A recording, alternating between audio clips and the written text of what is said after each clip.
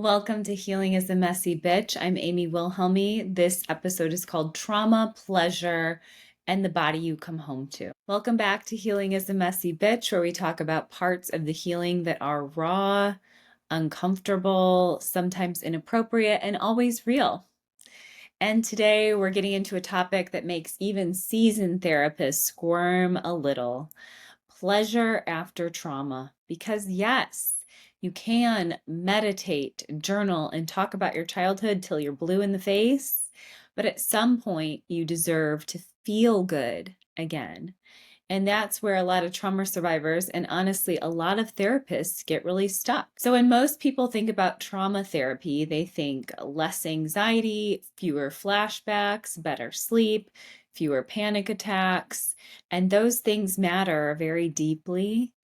But healing isn't just about getting rid of the pain. It's about reclaiming the right to feel joy, connection, and pleasure. Now, here's the thing from trauma survivors. Pleasure can feel downright dangerous. Your body might shut down during sex, dissociate mid-touch, or feel this wave of guilt the second you feel desire. If that's you, you're not broken. You're actually really adaptive. Your nervous system learned that safe meant shutting down or avoiding touch or keeping one eye open. That's survival, but survival isn't the same as living. And the truth is that healing means teaching your body that it is finally safe enough to play again. So let's nerd out for a second. When you've been through trauma, your brain, particularly your amygdala, becomes a little overprotective. It scans for danger 24/7. So when you try to relax into intimacy or joy, your body's like, ma'am, we've seen this movie before. Not safe, abort mission. And then we cue dissociation, muscle tension, numbness, shutting down, guilt, you name it. And that's why trauma healing isn't just about your mind. It's about your nervous system. And your nervous system can't just be talked into pleasure. It has to be retrained to experience it safely. This is where the magic happens and where the integrative work comes in, because no single modality has the whole answer. But when you bring them together, things start to shift.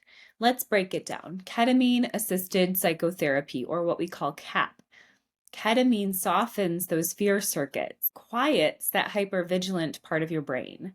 So for survivors, it can feel like the first time that their body isn't screaming, danger! And they can actually notice sensations like warmth, breath, maybe even pleasure, without hijacking the moment. The second thing is EFT, or emotionally focused therapy. For couples, EFT is all about safety in connection.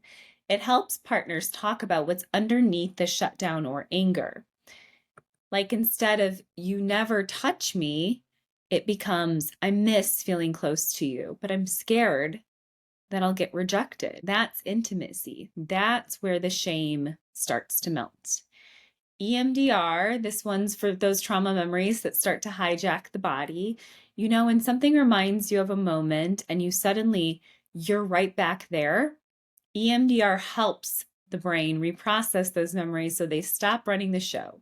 When you're no longer reliving trauma in the bedroom, you can actually be there. And then the juicy part, trauma-informed sex therapy. We're not talking about performance or positions here. We're talking about safety, curiosity, things like sensate focus, body mapping, guided breathwork practices to help you explore touch without pressure or without an agenda. And sometimes it starts with something as small as holding your own hand, breathing into your chest, learning what yes and what no feel like in your body again. We're going to meet Rachel. I'm going to tell you about a client. We're going to call her Rachel. Rachel had survived trauma 10 years ago, and for a long time, she couldn't even stand to be touched. She'd say things like, my body doesn't belong to me. And through ketamine-assisted psychotherapy, she finally touched the grief that was under that disconnection. Not the numbness, but the sadness that came from feeling robbed of her joy. And then in EFT, she found words for her fear, and she was able to tell her partner, I'm afraid if I really show up, you'll think I'm too much. EMDR helped her to release a specific memory tied to that dissociation during intimacy. And through sex therapy, she started practicing gentle self-touch, not to perform, but to start to listen to her body. And months later, she said, I used to think that my body was the crime scene, and now it's the home that I like to come back to. And that, my friends, is healing. Here's what I want you to remember. Pleasure is not a luxury, it's medicine. Embodiment happens in those micro moments. So I want you to start with breath, noticing warmth, maybe with holding your own hand. Safety comes first. Your body decides when it's ready. So don't force it. Don't rush it. Healing doesn't erase the scars. It helps them soften. And if you're a therapist, please, for all of the love that is clinical and sacred, don't stop at symptom management. Help your clients rediscover their aliveness, because healing without joy isn't healing, it's maintenance. If this episode stirred something in you, that's good. That's maybe your body remembering that it needs and desires more than survival. If you're a trauma survivor, know this. Your right to pleasure, joy, and connection was never taken from you. It's just waiting for you to feel safe enough to claim it again. And if you're a therapist, let's stop pretending that pleasure is outside of our scope. It's the other side of the trauma coin.